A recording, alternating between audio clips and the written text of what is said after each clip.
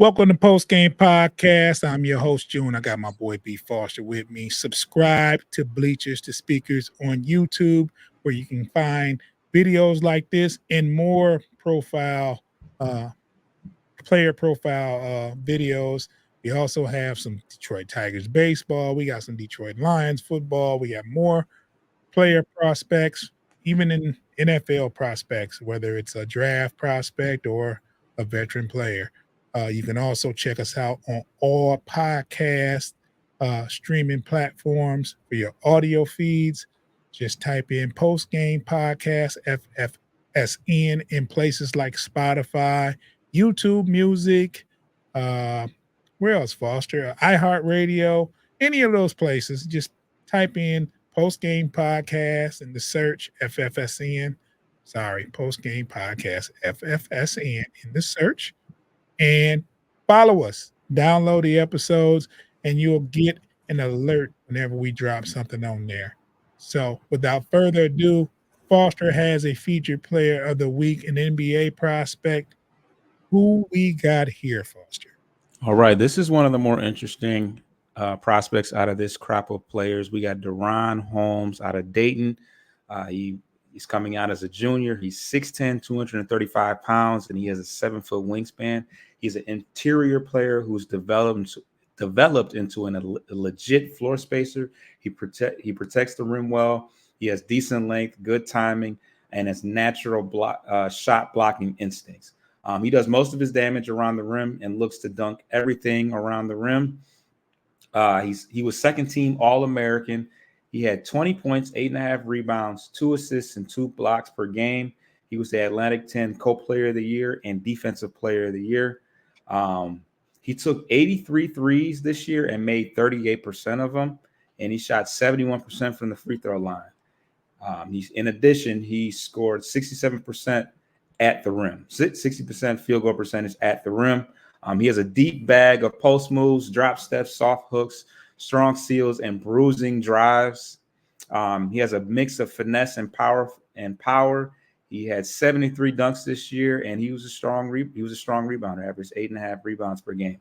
As far as his weakness, he has a lack of an in-between game, but as far as the rim, mid-range game, basically between the rim and shooting from deep. He shot only 40% on 22 attempts from mid-range, but his free throw percentage, which is 71%, which is pretty solid for a big man, a center,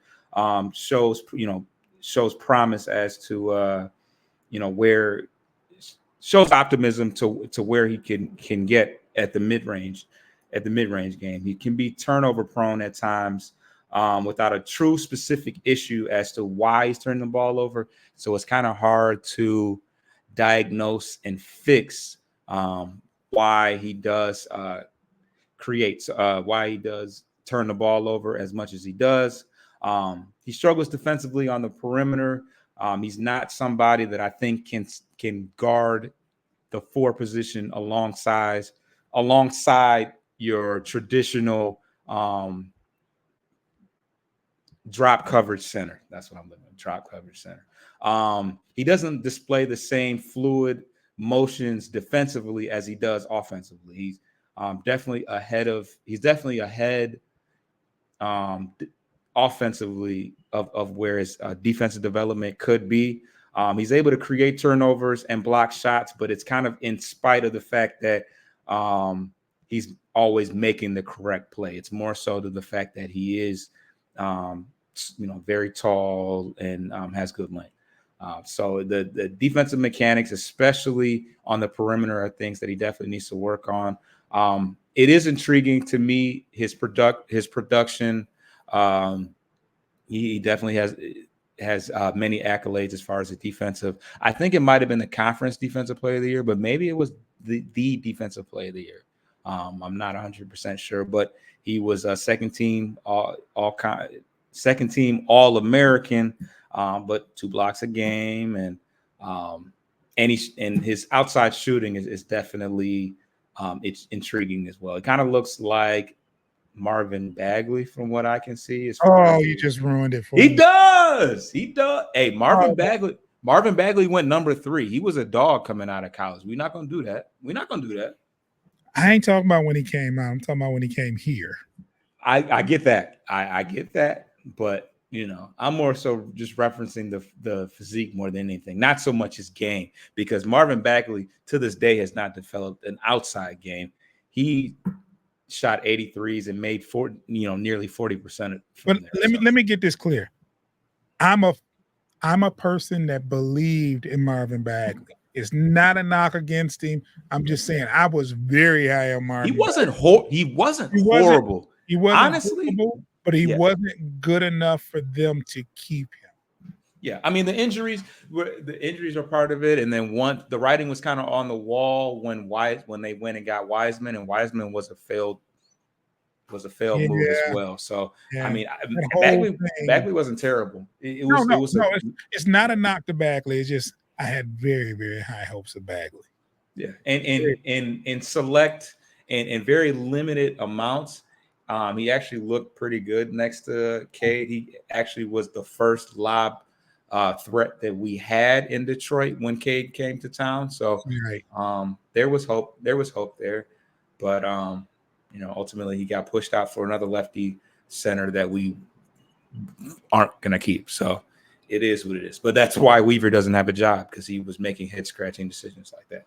Anywho, as far as his fit with Detroit, the only weird mix is the fact that I don't think he can play power forward alongside Daron. Offensively, it might work because it works in a sense that he can space the floor, which is important. And, he does have some good, he obviously has good defensive. He has good tools defensively because he averaged 2 blocks per game. And he falls under the trade down category. There's not a whole lot that I look at as far as the scouting report that just screams he can't go 5, but I haven't seen him projected at 5 at all. I like a spacing a big that can space the floor though. That is very intriguing to me. So not the worst fit in the world in my opinion, but yeah, he will likely, and we've said it about so many guys, so they can't all go mid to late first round. Some are going to go and some got to fall to the second. So that's the beauty in this draft, is that there's not many blue chip surefire all-star players, but there's a multitude of guys that have a high, that have a high ceiling ultimately, and might be better suited in the mid to late first round. There you have it. Daron Holmes. Subscribe to Bleachers to Speakers on YouTube.